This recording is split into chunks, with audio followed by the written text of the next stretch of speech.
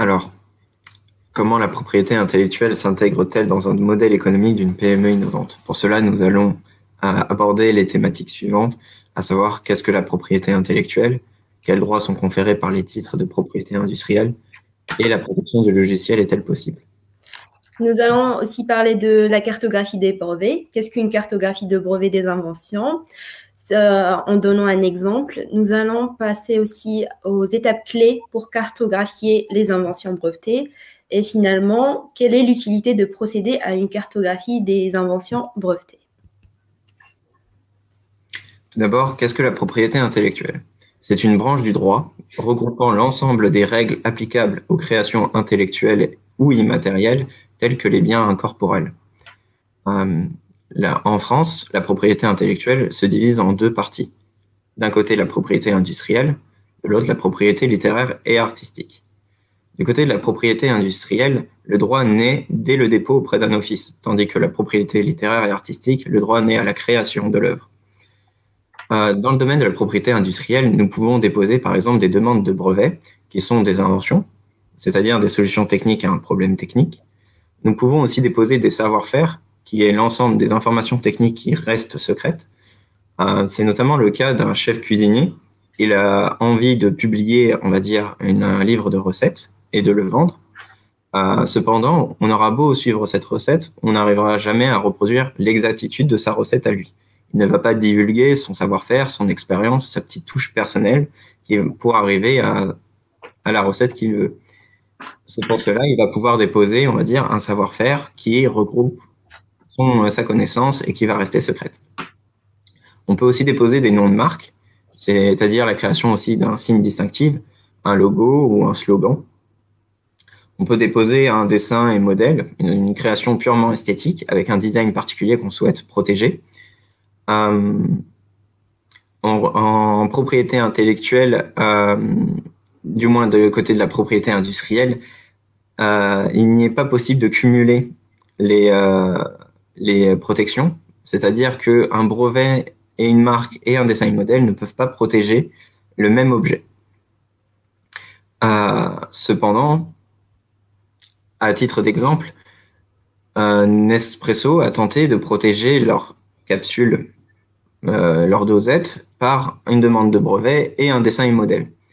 Le dessin et modèle parce que leur capsule avait un design particulier. Cependant, ils n'ont pas pu délivrer le dessin et modèle parce que cette capsule avait un effet technique. Donc, il n'était pas purement esthétique. Et ils n'ont pas pu avoir une demande de brevet parce que ça ne correspondait pas aux critères de la brevetabilité. La dosette n'était pas suffisante par rapport à l'état de l'art et ne possédait pas une activité inventive. Donc, il n'est pas possible de cumuler dans la propriété industrielle.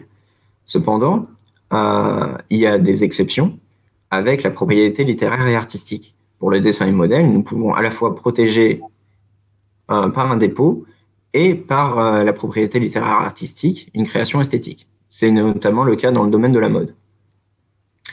Il est aussi possible de protéger par un droit d'auteur.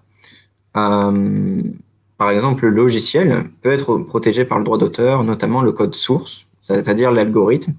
Et ainsi, le logiciel peut être protégé soit par une demande de brevet et en même temps par le droit d'auteur.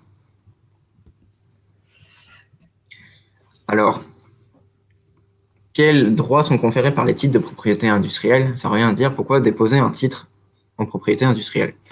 Tout d'abord, ça donne le droit au titulaire d'interdire à un tiers d'exploiter. L'exploitation, c'est-à-dire la vente, l'export, l'import, la commercialisation du produit alors que vous êtes en train de le protéger.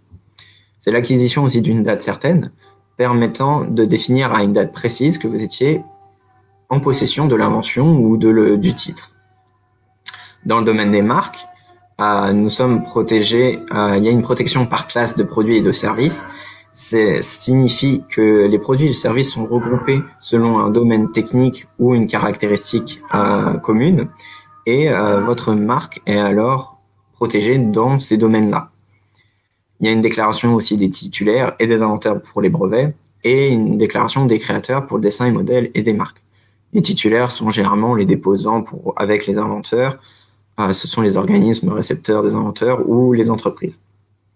Il y a une protection territoriale. Cela signifie que votre titre de propriété industrielle confère une protection sur un territoire donné et que cette protection n'est pas mondiale.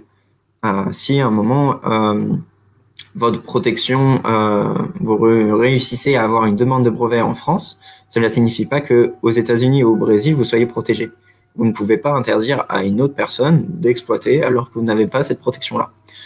Cependant, durant la procédure, il est tout à fait possible d'étendre cette protection dans le domaine de la propriété industrielle. Vous aurez peut-être un jour l'occasion de déposer un titre et d'être confronté à cette procédure.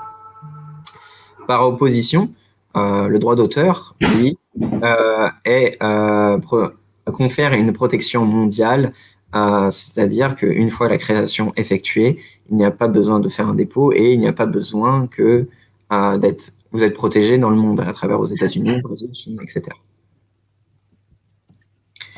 La protection n'est pas infinie, du moins dans le temps, et cette dernière varie en fonction de votre dépôt.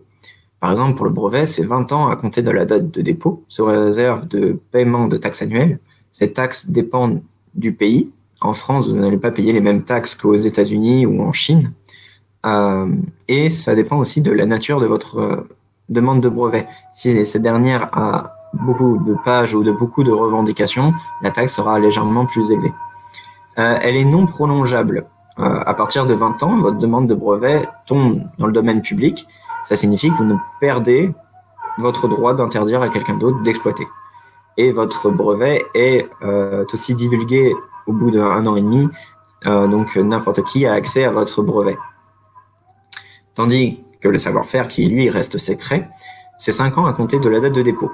Cette date est non plus pas prolongeable, et cependant, comme il n'y a pas de divulgation même au bout de 5 ans, où il est tout à fait possible de redéposer une seconde enveloppe solo portant sur le même objet.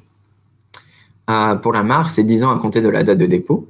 Cela est renouvelable, cela s'explique très bien parce que les entreprises ne changent pas de nom tous les 10 ans, sous réserve de paiement de taxes de renouvellement. Tandis que pour les dessins et modèles, c'est 5 ans à compter de la date de dépôt, mais prolongeable par tranche de 5 ans jusqu'à 25 ans. À titre comparatif, le droit d'auteur, qui fait partie de la propriété artistique et littéraire, c'est 70 ans post-mortem. Ça signifie que le droit persiste 70 ans après la mort du dernier créateur. Si on fait une légère comparaison, il est beaucoup plus avantageux avec un droit d'auteur. Il y a une forte différence avec les autres protections. Cependant, vous verrez par la suite d'autres différences. Alors, la protection du logiciel est-elle possible?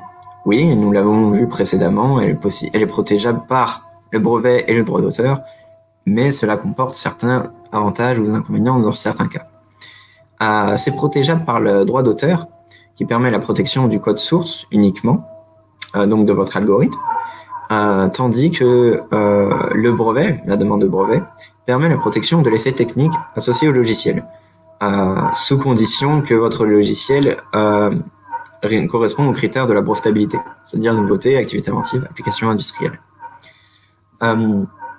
Par exemple, un logiciel qui pourrait être présenter un effet technique, c'est un logiciel qui traite les images, le traitement d'images. Tout d'abord, vous prenez en entrée des images qui sont, on va dire, pas nettes ou avec des défauts. Puis, il y a le traitement de l'image et enfin le résultat. Donc, les images à la fin sont traitées ou normalisées, ce qui présente un effet technique, donc ceci est protégeable. Mais tout l'algorithme qui est derrière est protégeable par droit d'auteur. Mais toutes les autres différences seront abordées par Annika plus précisément. Dans la propriété intellectuelle, il y a une réflexion importante à avoir, que ce soit en termes de coût, en termes de protection, de stratégie de valorisation. Et un des aspects à prendre en compte, c'est la liberté d'exploitation. Alors, pour pouvoir apprécier cet aspect, il est important d'étudier le marché. Et pour le prendre en considération, on peut étudier le paysage du brevet du marché, et pour cela, on peut très bien le faire par des cartographies. Ton micro est coupé, Shainez.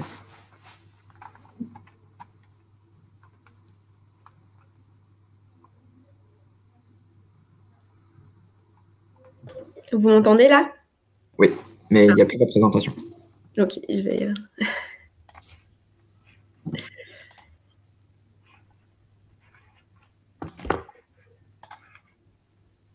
Vous m'entendez toujours? Vous voyez toujours mon écran? Oui. Oui. Parfait. Alors, nous allons parler maintenant de la cartographie des brevets, des inventions brevetées. Alors, c'est quoi une cartographie de brevet? C'est une représentation visuelle d'une collection de documents qui sont les textes de brevet, qui sont analysés et organisés par des logiciels, par contenu thématique et par domaine technologique. Alors, en fait, ce regroupement se fait sous différentes formes. C'est les îlots qu'on voit ici. Et c'est ce qu'on appelle en anglais des clusters. Alors, en fait, techniquement, ce regroupement se fait en fonction du nombre de brevets utilisés pour la génération de la carte. Les brevets portant sur le même domaine vont venir s'empiler et se regrouper sur la carte pour créer des plaines ou des montagnes. Les contenus similaires, de leur côté, vont créer, c'est ce qu'on appelle ici des pics, et c'est ce qu'on voit ici en blanc, le sommet. La hauteur d'un pic, en fait, elle représente la densité et le nombre de brevets utilisés sur ce domaine technologique. Alors, en fait, il faut savoir que le concept de la cartographie, ce n'est pas un concept qui est nouveau ou innovant. Il est apparu avec l'augmentation remarquable des dépôts de brevets auprès des différents offices nationaux comme l'INPI ou internationaux comme WIPO, USPTO, etc. Les entreprises, alors, ont commencé à chercher des indicateurs de tendance technologique. Et à cet effet, la cartographie des inventions brevetées, elle vient comme support aux entreprises pour mieux connaître l'écosystème des innovations et enfin pour les guider dans leur stratégie de propriété industrielle. Alors, il faut savoir que tous les gros déposants qui se retrouvent sur le palmarès de l'INPI, que ce soit des PME ou des startups ou des grands groupes, utilisent pour la majorité la cartographie des brevets. Alors, quelles sont les étapes clés à la création d'une cartographie des inventions brevetées? Alors, le point de départ est tout simplement une expression claire du besoin de la part de l'entreprise. Une expression clairement identifiée va nous permettre d'orienter les différents paramètres nécessaires pour avoir une bonne cartographie. Alors, les besoins, ils peuvent varier. On peut avoir des besoins pour la détection de nouveaux marchés, pour accéder à de nouveaux territoires géographiques. C'est ce qu'on appelle les white space aussi. Pour une startup, on peut facilement positionner son portefeuille brevet. Et si le portefeuille brevet de la startup, un de ses brevets se trouve sur la mer, ça veut dire qu'elle a un brevet innovant. Parce qu'il n'y a pas eu assez de brevets portant sur le même domaine pour créer une plaine ou une montagne. Et ça, en fait, c'est un indicateur qui rassure les investisseurs pour lever des fonds. On peut aussi avoir des besoins pour le transfert de technologie via les licences. Pareil, on peut positionner le portefeuille d'une entreprise, regarder le portefeuille de l'entreprise et regarder les brevets qui entourent. Les brevets qui entourent, ça veut dire qu'ils portent sur le même domaine. On peut contacter les déposants et faire des démarches commerciales. On peut aussi avoir des besoins pour développer et faire de la recherche et développement de nouveaux produits.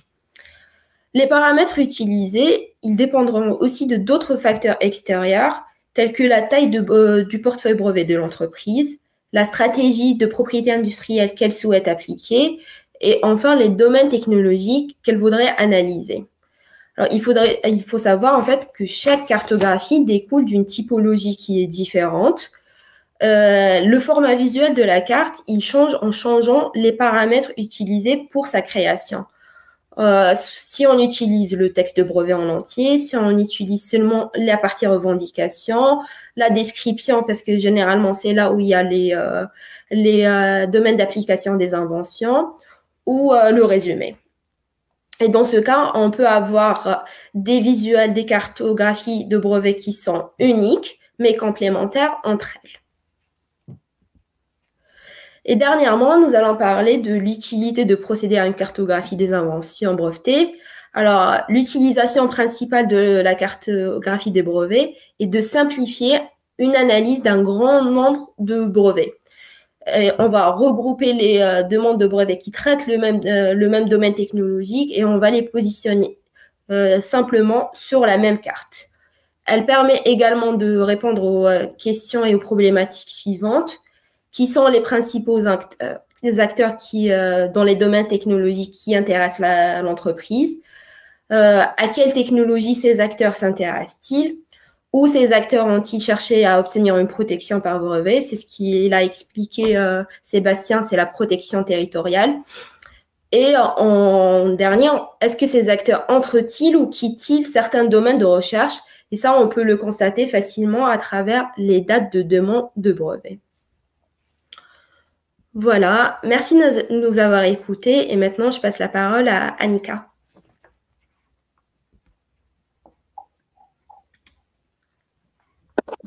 Oui, très bien, merci beaucoup, c'était vraiment très intéressant et très innovant en fait, une cartographie comme ça. Donc moi je m'appelle Annika Link, je suis la responsable des activités politiques de l'association au niveau européen, donc pour la European Digital SME Alliance. Et oui, pendant les prochains 5 à 10 minutes, je vais présenter le groupe de travail de droit de propriété intellectuelle et aussi expliquer un peu ce qu'on fait, nos activités avec le European Intellectual Property Office, donc l'agence qui est responsable pour les droits intellectuels au niveau européen. Et donc, je vais essayer de partager mon écran juste un moment. Donc en 2020, en fait, à la fin de l'année 2020, la Commission avait publié un nouveau plan d'action en faveur de la propriété intellectuelle. Et le but, c'était d'aider les entreprises et plus particulièrement les PME à vraiment tirer le meilleur parti de leurs inventions, de leur création, à faire en sorte qu'elles puissent bénéficier à notre économie, à la société. Et le plan d'action définit des mesures clés aux fins suivantes: améliorer la protection de la propriété intellectuelle, stimuler l'adoption de l'API par les PME, faciliter le partage de l'API afin d'accroître l'absorption technologique dans l'industrie, lutter contre la contrefaçon et améliorer le respect des droits de propriété intellectuelle et aussi promouvoir des conditions de concurrence équitables au niveau mondial. Et donc, pour les PME, il y a des défis spécifiques qui sont, par exemple, le manque de soutien et de connaissances, une perception parfois négative, aussi un manque de stratégie dans l'organisation et aussi les difficultés à faire respecter. Donc, tous les défis-là sont a priori adressés dans la stratégie, dans le plan d'action de l'Union européenne. Et pour nous, comme en tant que l'association, c'est quand même très important parce que on représente les PME dans le secteur IT, donc a priori des PME qui sont très innovantes et qui sont vraiment ceux qui adoptent ou qui inventent les nouvelles technologies. Donc, oui, si on regarde les PME qui sont structurées, parce qu'on a environ 25 millions de PME en Europe et environ 4% de ces PME sont des PME dans le secteur numérique. Et nous, on essaie de les organiser comme ça pour montrer vraiment qu'il y a des PME qui sont très innovantes, qui peuvent aussi fournir des technologies pour les autres PME dans le marché, pas seulement pour les PME, aussi pour les grandes entreprises. Et si on regarde les PME numériques, il y a ils fournissent des solutions différentes. Il y a quelques-uns qui fournissent des solutions dans la sécurité IT. Il y a aussi des développeurs d'applications dans l'intelligence artificielle, mais aussi des développeurs de logiciels plus traditionnels. Et on remarque en fait, parce qu'il y a aussi plusieurs façons de protéger les droits intellectuels, de la propriété intellectuelle. Et on a le droit d'auteur, mais aussi les brevets. Et là, parfois, il y a peut-être des différences entre les différentes PME. Et ce sont aussi des sujets comme ça qu'on discute et qu'on veut discuter avec notre groupe de travail IPR. Donc, on a plusieurs groupes de travail au sein de notre association qui ont été lancés pendant les 2 derniers ans. Donc, c'est assez nouveau, ce système qu'on a lancé là, le groupe IP. Ça fait quelques mois qu'on l'a lancé, mais on trouve que c'est très important de réunir les PME de différents pays pour discuter, pour développer des activités ensemble. Et oui, et tout le monde qui est intéressé par cela peut aussi se joindre à ces groupes-là. Et pour le groupe de travail propriété intellectuelle, on a comme vision qu'on veut former un réseau de PME pour, de première partie, aider à accroître la compréhension, c'est la connaissance des brevets logiciels, droits d'auteur et des pays en général parmi les PME numériques, mais aussi développer des activités comme des webinaires et des ateliers en coopération avec d'autres acteurs comme l'agence dont je vous ai parlé, le European Intellectual Property Office. Et donc, on avait commencé par ça l'an dernier. On avait organisé plusieurs webinaires avec cette agence où il y avait des experts qui ont partagé leurs conseils.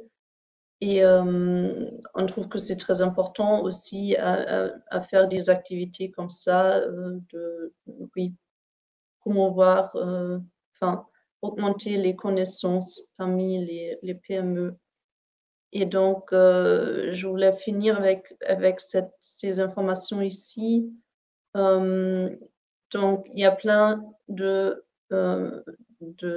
activités aussi qui ont vraiment comme but de soutenir les PME dans leurs activités.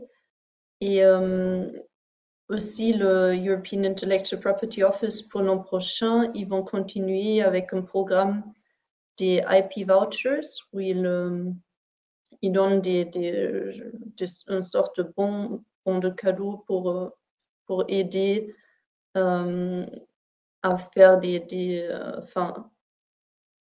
à financer des demandes de droits de pays, mais aussi à faire un IP scan de l'entreprise. Donc, ça va continuer en 2022.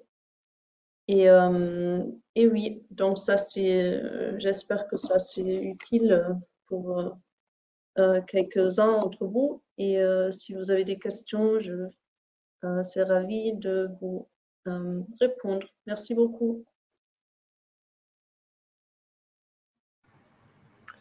Merci beaucoup, Annika, et merci Sébastien et Shaines pour ces présentations très intéressantes. Et tout d'abord, nous sommes désolés pour les soucis techniques. D'habitude, il n'y en a pas autant, voire pas du tout. Mais alors, je ne sais pas si c'est lié à la connexion ou au fait que nous sommes avec Livestorm, qui est un peu dans la suite de ce que nous voulons faire à Digital SME, c'est-à-dire favoriser les PME. Donc, Livestorm est une PME française qui fournit des solutions de vidéoconférence, donc qui n'est pas autant au point que des plateformes qui sont utilisées par des millions, voire milliards d'utilisateurs comme Zoom, par exemple. Donc, peut-être lié à ceci aussi. Donc, voilà, après cette petite parenthèse, nous pouvons commencer par les questions. Donc, si vous avez une question à à demander à nos intervenants. Vous pouvez les poser dans le chat. Dans ce cas, j'ai une question. Je vais commencer. Donc, d'abord, merci à tous. Je suis Magda Voltolini de la société Lensify. J'espère que ça, c'était des informations utiles pour les PME, parce qu'après, on va partager l'enregistrement sur les réseaux sociaux. La première question, c'est pour Annika. Par exemple, dans cette dynamique d'aide aux PME pour l'utilisation des droits de l'API, comment un PME peut s'inscrire, par exemple, sur le Digital SME France, s'il vous plaît, si vous pouvez expliquer les détails de comment il contacte, qui il contacte, qu'est-ce qu'il peut attendre du réseau, s'il vous plaît. Merci beaucoup Magda, pour la question. Donc, peut-être le plus facile serait de mettre ça, si je mets ça dans le chat. Donc, ça dépend de chaque pays parce qu'on a une structure. Donc, au niveau européen, on est l'association au niveau européen et on a des membres dans chaque pays, en fait. Et il faut normalement d'abord accéder ou devenir membre dans le pays où on a son entreprise.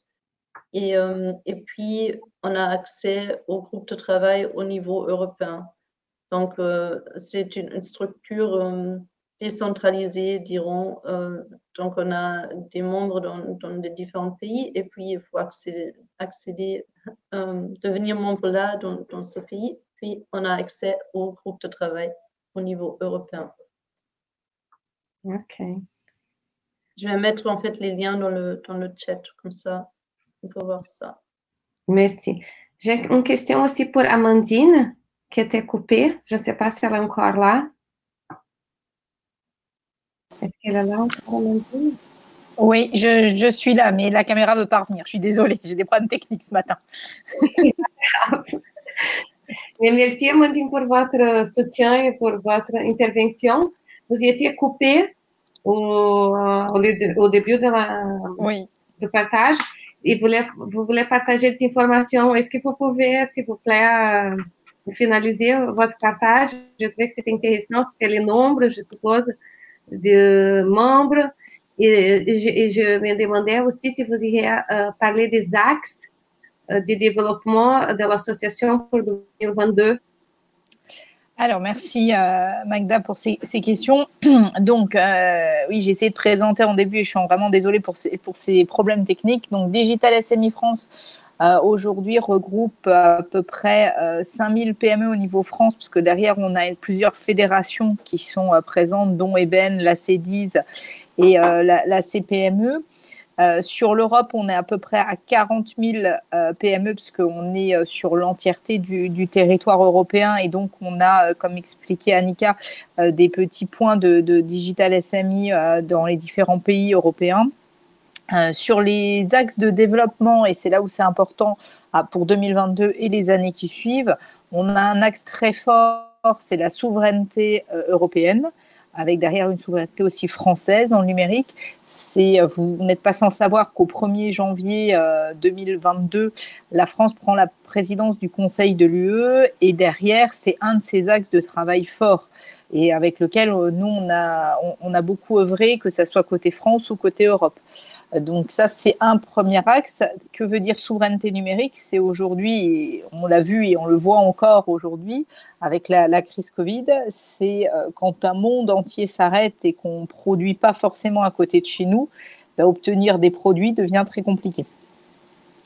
Et là, l'idée, c'est de pouvoir aujourd'hui reproduire ou au moins rassembler, enfin faire une partie de l'étape sur notre territoire européen pour réduire les délais de livraison et surtout faciliter ces livraisons. Aujourd'hui, on a par exemple un gros souci sur les livraisons puisqu'on est en manque de cargos et de containers.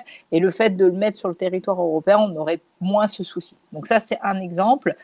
La souveraineté. L'autre, c'est la mise en avant des PME. On parle beaucoup des startups et je trouve ça très, très bien. On parle surtout des gros groupes, c'est très bien aussi. Mais on oublie ce qu'il y a au milieu. la PME, la start-up quand elle grandit. Moi, je dis toujours, la start-up, c'est le début, c'est bien. Puis quand vous avez fini de se faire start, vous êtes up, bah, vous passez PME et c'est très bien aussi. Puis peut-être un jour grand groupe. Mais c'est aussi montrer qu'on a ce savoir, que ça soit en France ou en Europe, on a ces connaissances, on a aujourd'hui des gens qui savent travailler et qui veulent montrer leur savoir-faire. Et donc leur laisser faire aussi et montrer que 80% de notre tissu économique est issu des PME et c'est important de le mettre en avant. Voilà. Et le dernier axe, c'est, donc j'essaie de le dire en intro, c'est les gens ne se rendent pas forcément compte, mais la plupart des directives, des lois ou des législations qui aujourd'hui nous touchent, que ce soit au niveau France ou forcément au niveau Europe, sont issues à 90% de lois européennes. Et elles sont réappropriées par le territoire du pays où vous êtes. Donc l'Europe fait une directive générale et derrière, par exemple, la France va l'appliquer, la Belgique, le Luxembourg, l'Allemagne, l'Italie, etc. Et donc c'est important de travailler en amont et vraiment à la source parce que quand on parle de DMA, de DSA, alors c'est des mots qu'on n'a pas forcément au quotidien, mais en réalité ça implique et ça touche tout le monde au quotidien. Le DSA, c'est pour la sécurité, c'est faire qu'aujourd'hui, quand vous naviguez sur Internet et que vous êtes face à des géants de l'Internet, votre sécurité est assurée, vos données ne sont pas divulguées. Quand vous êtes sur du DMA, c'est que vous puissiez aujourd'hui, sur la partie marketing, marketplace, avoir une concurrence loyale avec des PME et qu'il n'y ait pas que les gros et que vous puissiez, vous, en tant que PME, lancer une marketplace et pouvoir être concurrentiel. C'est important aussi de le mettre en avant et c'est montrer notre savoir-faire. Et ça, c'est des axes majeurs que la France va travailler sur sa présidence et que derrière, nous, on a fortement appuyé, on a fortement travaillé en amont, si vous voulez, le sujet pour que derrière, ce texte puisse correspondre aux besoins des TPE et des PME. Voilà. Merci Magda pour ces questions. Et merci pour votre présentation à tous. C'était vraiment très, très intéressant. Merci. Merci, Amandine. Comptez sur nous. Travaillons ensemble. Il y a une question pour l'Ansify. Débora, peut-être je vous laisse poser la question et je réponds moi-même. Oui, voilà. Donc, il y a une question dans le chat de Monsieur Aonon qui dit qu'il est en Côte d'Ivoire et qu'il aimerait savoir comment participer aux activités de l'Ansify à partir de la Côte d'Ivoire. Donc, est-ce que c'est possible? Ça dépend, après, je pense, quel est le type d'activité qui l'intéresse? Ouais. Je vais répondre et après je passe la parole à Inês et ensuite à Sébastien pour savoir s'il y a des suppléments à ma réponse. Donc d'abord, l'Ansify est une société française dans la même ligne qu'Amandine. Il a une mission qui c'est soutenir le développement de la souveraineté française et européenne. Et pour ce motif, notre mission est plutôt versée vers les sociétés françaises et européennes. Et peut-être Inês et Sébastien souhaitent ajouter des compléments. Je peux ajouter que si M. Aonon voulait plutôt s'orienter vers des demandes de brevets ou autres, il devrait d'abord se rapprocher d'un conseiller en propriété intellectuelle de son pays qui se mettra en contact après quelqu'un de l'Europe. Et s'il est plutôt intéressé. Il y a un bruit très, très fort. Je ne sais pas si ça vient de votre côté. Oui, c'est de mon côté. Il y a des travaux juste à côté. Ah oui, d'accord. C'est OK. Vous avez pu entendre ou pas du tout? À moitié, je dirais. À moitié. Alors, pour faire plus simple, c'est s'il veut déposer un brevet ou déposer un titre de propriété industrielle, il doit se rapprocher d'un conseiller en propriété de son pays. Et s'il souhaite étendre en Europe, son conseiller pourra se mettre en correspondance avec un mandataire européen. Et s'il parle plutôt des activités de l'Ansify, c'est comme Magda l'a dit, c'est plutôt France-Europe. Donc, par exemple, si son activité est basée ou veut s'étendre à la France, dans ce cas-là, est-ce qu'il y aurait... Alors, je ne sais pas, c'est aussi à M. Aonon peut-être de préciser un peu sa demande dans le chat si vous voulez savoir un point particulier.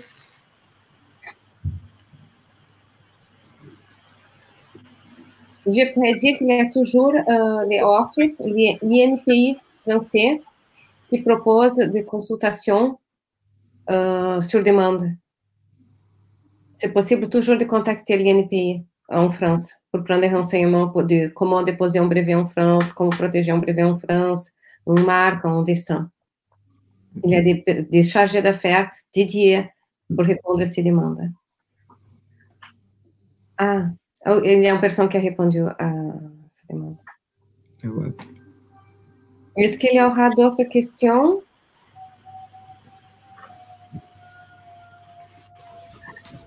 Sinon, moi, je pourrais avoir une question.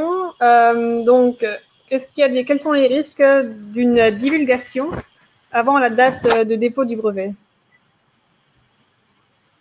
Sébastien. Je vais tenter de répondre en espérant que le bruit ne soit pas trop dérangeant. Le risque d'une divulgation avant le dépôt de la demande de brevet, c'est que votre demande de brevet ne pourra donc pas être délivrée parce que ça ne pourra pas correspondre aux critères de la brevetabilité, à savoir la nouveauté. Si vous publiez un article ou participez à une conférence où vous parlez de votre invention avant votre dépôt de demande de brevet en France, malheureusement, vous ne pourrez pas obtenir de délivrance. Il reste toutefois possible de déposer par la suite aux États-Unis qui, lui, accorde un délai de grâce.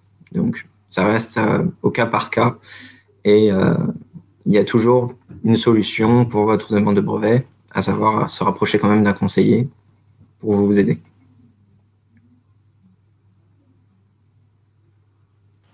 Merci beaucoup. Est-ce qu'il y a une autre question? Je ne pense pas. J'ai une remarque qui c'est parce qu'on a beaucoup discuté aujourd'hui des brevets, des droits de l'API, aussi des efforts politiques du gouvernement. Et aujourd'hui, je vois qu'il y a des fonds de la Commission qui peut-être, je ne sais pas si Annick est encore là pour parler des IP vouchers. Je ne sais pas si elle est là encore. Je crois qu'elle a eu un souci de connexion. Ouais. Donc, je pourrais expliquer qu'aujourd'hui, il y a beaucoup de subventions pour faire des dépôts de brevets, des dépôts de marques. Et bien sûr, nous restons tous disponibles pour passer les informations, mais surtout, Déborah, Annick, oui. Vous pouvez partager des informations dans la commission. Oui, exactement. C'est ce que Annika avait présenté brièvement auparavant, les vouchers, les chèques, bons cadeaux pour aider les PME justement à être plus au courant de ce qu'ils peuvent faire, quels sont leurs droits. Et aussi, donc, c'est 1 500 € pour les aides à déposer un brevet. Il y a aussi des aides pour faire, comme disait Annika, le IP scan, voir où vous en êtes dans votre PME. Donc, on va aussi communiquer ces informations à tous les participants. Et on va mettre aussi ce webinaire en ligne, comme ça, ceux qui n'ont pas pu assister pourront s'informer, parce que je pense que c'est vraiment très, très important pour les PME. Et j'ai une question aussi pour Chaynesse. Peut-être que je vais commencer avec une remarque, parce que je ne sais pas exactement comment formuler, mais elle pourra expliquer une des vraies utilisations pour les cartographies. Comme elle a cité, il y a les Palmares et NPI. Ce n'est pas nouveau, il y a beaucoup de startups qui utilisent les cartographies, et notamment la stratégie, c'est pour la levée de fonds. Parce que, par exemple, un grand groupe achète normalement une start-up quando ela a des brevets déposés, par exemple, dans des pays qui sont stratégiques, genre Allemagne, les États-Unis, la Chine, le Japon. Ça dépend des technologies. Donc, peut-être, Chaynesse, tu pourras expliquer ce contexte de cartographie pour la levée de fonds, comme tu regardes sur des outils, Orbit Innovation, Crunchbase, toutes les liaisons qui s'impliquent à avoir des brevets de différentes raisons. Comme ça. Alors, en effet, en fait, une start-up qui cherche à lever des fonds, elle permet facilement, grâce à la cartographie de brevets, de positionner son portefeuille brevet. Et il faudrait savoir, en fait, où ce portefeuille va se disperser. Est-ce qu'il va se retrouver sur la plaine? Est-ce qu'il va se retrouver sur la montagne? Ou est-ce qu'il va se retrouver sur la mer? S'il va se retrouver sur la plaine ou la montagne, ça veut dire que cette start-up, elle innove en fait dans un marché où il y a déjà d'autres concurrents, où il y a déjà d'autres participants. Et la densité de brevets Du coup, ça a permis à faire une plaine ou une montagne. Ou dans le cas contraire, si cette startup trouve son portefeuille brevet sur la mer, ça veut dire que cette startup, elle travaille sur un concept qui est complètement nouveau et innovant. Et dans ce cas, il n'y a pas assez de brevets pour former des montagnes. Et ça, en fait, cet indicateur, il rassure les investisseurs. Ça veut dire que elle accède à un marché qui est complètement nouveau. Ça veut dire qu'il n'y a pas assez de concurrents. Et ça, c'est un indicateur généralement qui peut rassurer les investisseurs pour investir et les startups pour lever des fonds. Voilà. Très bien. Donc, et là, je vais faire une remarque sur Lensify parce que je ne sais pas si on a présenté notre société. Donc, je vais présenter de façon bref. Lensify est une plateforme qui présente des brevets issus de la recherche publique française. C'est-à-dire, ce sont des brevets de CNRS, de l'Université de Paris, Université de Créteil. Il y a plusieurs. Vous imaginez, il y a un tissu d'innovation en France immense qui provient de la recherche publique. Aujourd'hui, Lensify a développé, elle a été créée en octobre 2019, c'est encore en création. Les moteurs de recherche commencent à marcher. Aujourd'hui, on commence à signer les premiers contrats avec notamment des gestionnaires des brevets. Et là, la mission, c'est offrir ces brevets sur des licences non exclusives. Qu'est-ce que ça veut dire une licence non exclusive? C'est-à-dire que plusieurs entreprises puissent utiliser la même technologie au même temps, dans le même territoire, et tester les brevets. C'est réservé notamment aux entreprises basées en Europe seulement pour des questions de souveraineté numérique et technologique. Peut-être Chaynesse et Sébastien souhaitent ajouter des explications sur le projet Lensify que j'ai oublié peut-être. Et oui ou non? On propose également le service des cartographies pour tout ce qu'on vient d'expliquer à l'instant, pour les levées des fonds, généralement pour les partenaires s'ils veulent identifier les gros domaines technologiques de leur portefeuille, c'est possible aussi, et pour tout type d'organisme.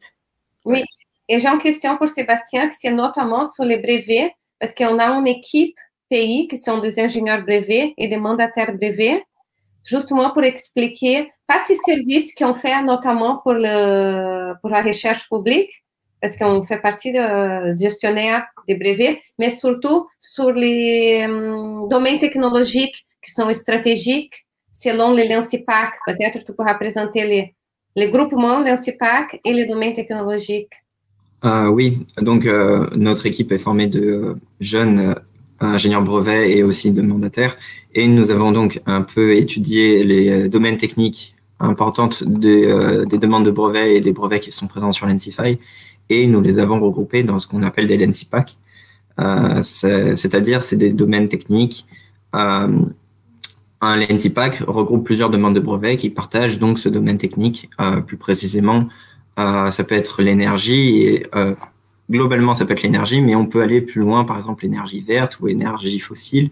Ça peut être aussi dans la chimie, la chimie des procédés ou la chimie plutôt médicinale. C'est ce qui permet, lorsqu'une personne souhaitant prendre des licences non exclusives sur Lensify, pouvoir choisir un Lensipac qui correspond plutôt à son activité et donc avoir des demandes de brevets qui sont associées. Ok, donc ce que tu es en train d'expliquer, c'est parce que les brevets, c'est si complexe. De lire un brevet, c'est pas tout le monde qui peut faire une recherche, lire un brevet et interpréter un brevet. Un brevet, c'est un document juridique complexe et scientifique.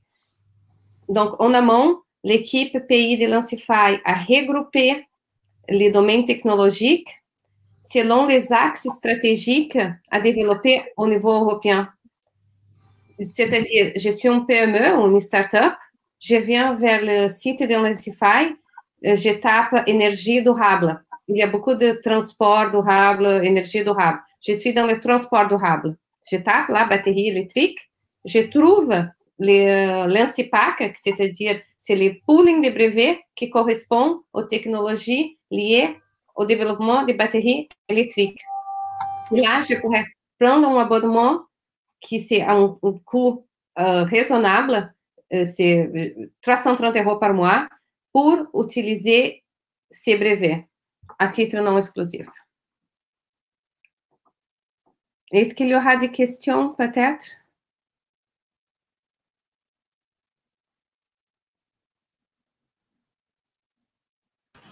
On peut encore attendre 1 minute si une question apparaît dans le chat. Et sinon, en tout cas, merci beaucoup à tous pour avoir répondu aux questions. Et je propose que d'ici une petite minute, s'il n'y a pas de questions qui arrivent, on clôture le webinaire. Mais...